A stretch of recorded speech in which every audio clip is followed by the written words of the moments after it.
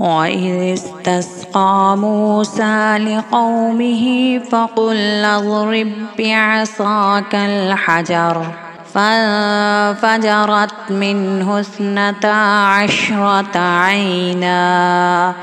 قد علم كل أناس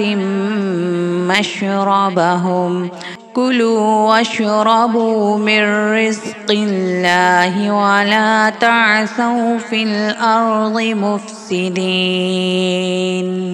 وإذ قلتم يا موسى لن نصبر على طعام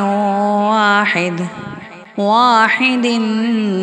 فادع لنا ربك يخرج لنا مما تنبت الأرض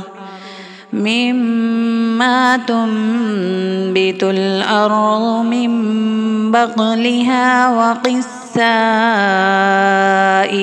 وفومها وعدسها وبصلها قال أتستبدلون الذي هو أدنى بالذي هو خير اهبطوا مصرا فإن لكم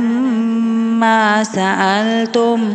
وضربت عليهم الذلة والمسكنة وباءوا بغضب من الله ذلك بأنهم كانوا يكفرون بآيات الله ويقتلون النبيين بغير الحق ذلك بما عصوا وكانوا يعتدون